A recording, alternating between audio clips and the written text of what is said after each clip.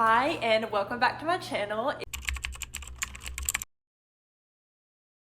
It's been a while, but I just recently moved states and moved in with my boyfriend, and with traveling across the country and also bringing his furniture in together with mine, I wanted Bookshelves forever to showcase all the books that I have and all the ones that I want to get, but I have no place to get them. So I have had my eyes on these Nathan James bookshelves forever, and I finally decided to bite the bullet because I have this weird little crook in my kitchen behind where the dining room table is that I don't even use, so I'm not even sure if I'm going to keep. And I thought that would be the perfect place to put the bookshelves, put my other little hobbies there and showcase them. So today I have my trusty boyfriend here to help me put the bookshelves together and showcase all my books.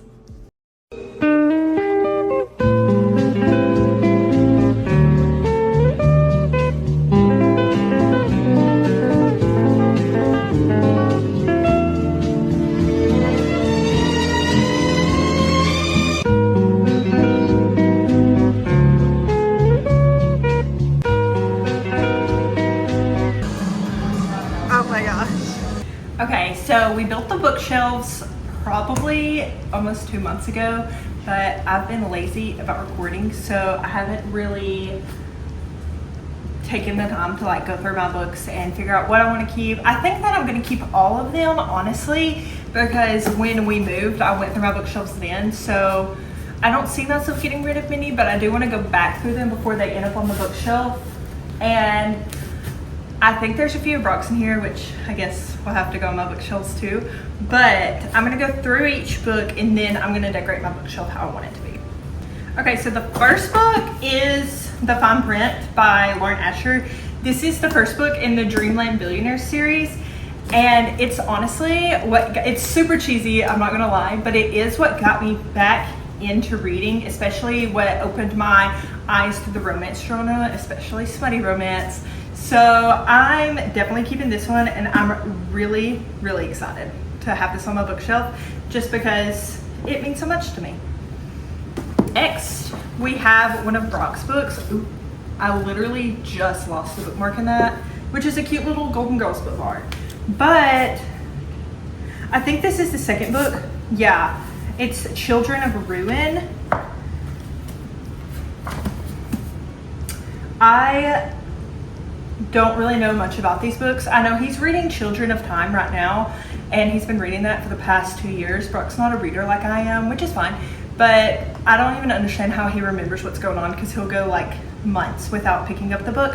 But I believe it's about spiders taking over a different planet, and then people from Earth go there, and I think the spiders are evolutionized. I don't really know what this is about, and it really doesn't speak my interest. The type of books that Brock and I read are very different, especially when it comes to spider books.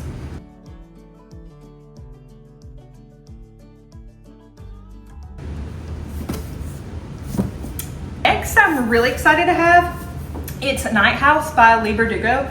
I just finished this book literally last week, and I'm about 10% in through Hellbound. I actually did it as an audiobook at work. I listen to audiobooks while I work, and when I bought this, I had not read it yet. Probably top 10 books of all time. I am such a romance reader, so fantasy is really hard for me to get into, but I really like the dark academia aspect of this. But what I liked most was the tension between Darlington and Galaxy. Alex. I'm really excited to see where Hellbound takes this, and actually I am going to see Lee Berdugo in person later this year for Six of Crows, so I'm excited to finish Hellbound and then start the Six of Crows series on audiobook before I go visit her, because I have tickets for an event and I haven't even read it yet. I'm also really excited about, I have this cute little bookmark in it.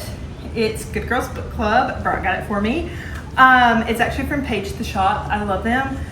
It's actually on chapter 6 because I tried to get Brock to read this so bad because it's also one of my favorite books. I read it as soon as I finished the Dreamland Billionaires series because I feel like Anna Hong and, I hope I'm saying that right, and Lauren Asher just go hand in hand together. So I tried to make Brock read it, but honestly, he could not get over Alex, which is fair, especially like, if you think about romance books too much sometimes, it just ruins it. And Brock's the type of person that when he reads, he likes to think. And I just don't want to think when I'm reading. So romance is perfect for me, but I get why I didn't like it, but I think I'm actually going to try to get him to read this again. So we have another one of Brock's books. Speaking of thinking when you read, it is House of Leaves. I actually have no idea what this book is about, and I feel like everybody that's ever read this book doesn't know what this book's about, so I'll just leave it at that. Yeah. Wing. Actually, surprisingly, I think I am going to get rid of this. I rated this 5 stars when I read it, and I'll still stand by that it was a really great book. I have absolutely felt no desire to pick this back up. I make my friend at work spoil it all for me because I don't want to read the other books. Personally, it just wasn't for me. Like I said, fantasy is really hard for me to get into, and it just felt like these were really long, and it was hard for me to get through. So actually, I think I'm going to see if Brock wants to read it, and if not, it's going to be donated. These are not my books. Brock! So I was wondering like halfway through where are all my good books. Turns out that was not even my book. Okay, so Brock and I did not live together before I moved here, or before we moved here. So we kind of had like different stuff from where we packed up in different houses. So that was his stuff. That just had a few of my books that I had left at his apartment. So now we're really getting into my books. This one we have Love and Other Conspiracies. This was actually a blind date with a book that I got from a local bookstore here that I thought was really cute. I haven't read this yet, but I am gonna read it in the fall. I'm really excited about it. Actually, an author, or not an author, but another influencer that I follow posted this the other day. So I hope it's good. I hope she posts if it's good. It's not in dual point of view, and that kind of irks me. That's not like, it doesn't irk me. That's not true. That kind of turns me off from books. It's harder for me to read books if it's not dual point of view. So I'm excited to see though if I like this, and it matches my new nails. So we actually have a series. The first one is Shady Hollow. This is also probably in my top 10 books of all time. It's about this fox, and she's a detective, and they live in this little town, and it's got the best fall vibes, and all the creatures are human-like creatures. They're like foxes. There's a moose. There's, God, why can I not think? There's wolves, there's little mouse, there's rabbits, all these different creatures, and they live together in this little community, and it's got the best fall vibes. So I rated this a 5 stars, and it's literally beautiful. This is probably one of my favorite covers of all time. This whole series is. And the next one, that one was a murder mystery. The next one of the series, which I haven't read yet, I'm going to read in the fall, is a Shady Hollow mystery. It's Cold Clay, and it's an interconnected series. The whole thing is, so it follows the other books. Like, it follows the same characters in the same little town. And I'm really excited. This one actually had a little bit of romance in it, and it's definitely young adult. But I mean, I don't know if I'd say young adult because there is murder in it, and it's kind of a little bit more intense murder than I thought it would be, but it's so good. And just look at how gorgeous they are. There's more than just these 2 in the series, but I'm going to read these 2 and then grab the rest of the series because I definitely want that on my bookshelf. Next up is the indie print. I don't know if it's indie print. I don't really know what indie print means. I just know that it was picked up by a big publisher, I think Bloom Books, and they reprinted it. And it's not that it wasn't cute, it's that it's not as gorgeous as this cover. So I fought tooth and limb to find this. I went to all my local bookstores, everywhere trying to find it, and to be honest, I had to break down and buy it from Amazon. I try to support local if I can, but I wanted this indie edition cover so bad because this is a surprise pregnancy romance. It is, I don't even know how to describe it. It's just so good. Like, you just have to try it. Hannah Bowman Young is so good. Her writing is so similar to Becca Mack for me, which does this hockey romance series that I really like. And I don't know, just look at how gorgeous it is. I'm so excited to have this on my bookshelf too. Next up, I have How to Not Die Alone by Richard Roeper. I and it's honestly gorgeous. The cover was even more gorgeous, but I think I got rid of the slipcover. I've never read this. I've had this book before I even got back into reading. Before I even got into reading in the first place, I was probably 14 when I bought this at Target, and like probably 10 years ago.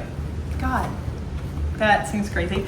I have had this book forever and I just refuse to let it go. So when I struggle to read books or get into them,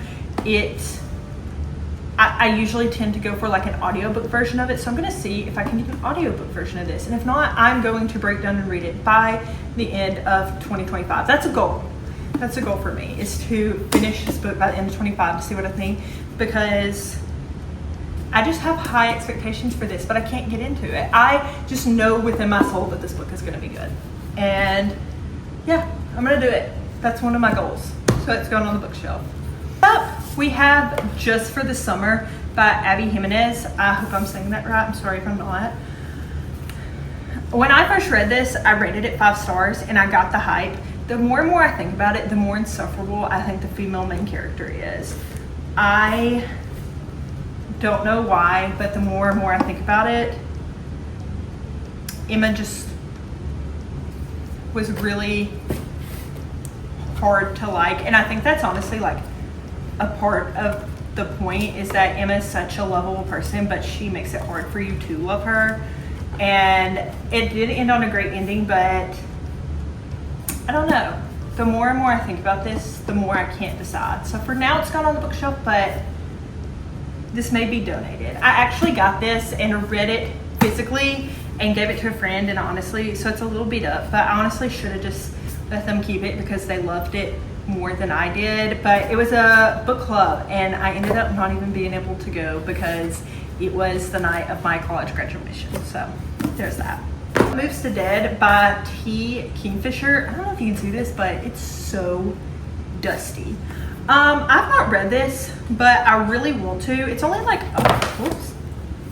It's only like 170 pages, but I hear that it's really good and it's got sequels to it. And also, this actually, this is a retelling of The Fall of the House of Usher, which I love. The show by Mike Flanagan is so good. I already showed you that I love Edgar Allan Poe, so I'm so excited. And I actually wanted to finish the show before I read this. So I think that I've only got like 1 or 2 episodes left in the show. I think I'm gonna finish that and then I'm gonna read that this fall, because I have been wanting to pick up more horror thriller type books. So I'm excited to see this because anything with Edgar Allan Poe is so eerie and I love that feeling.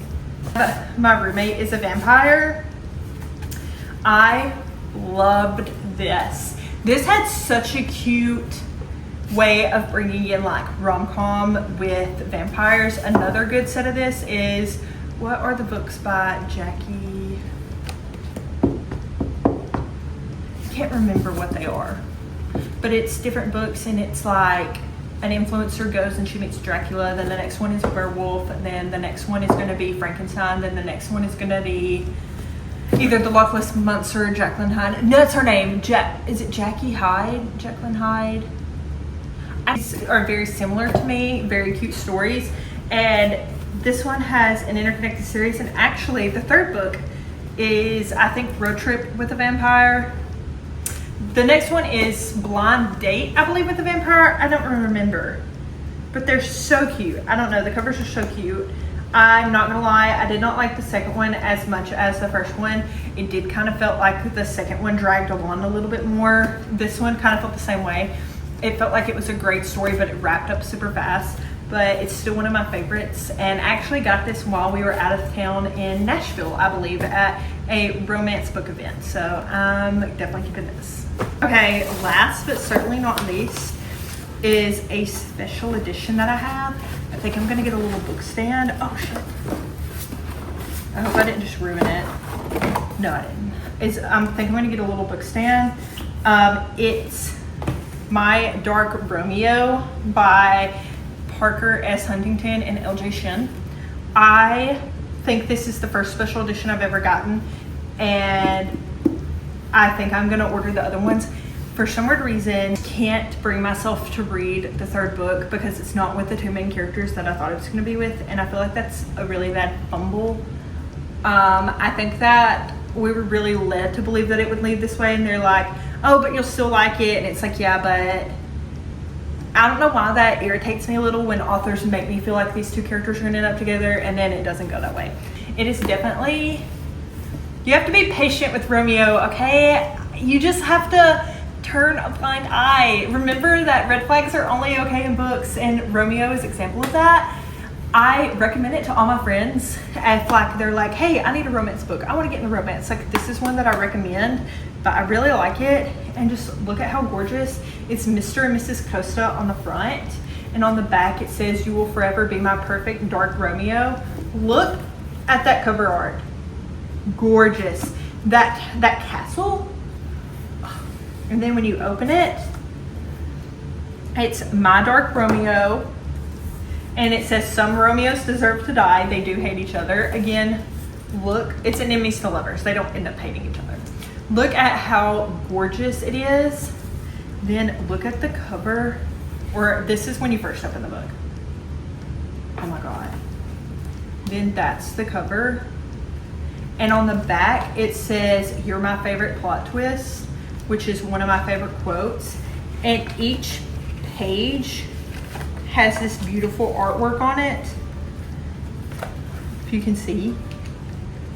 Or sorry, not each page. Each chapter has beautiful artwork on it. And then look at the sprayed edges. Probably the most beautiful sprayed edges I've ever seen on a book.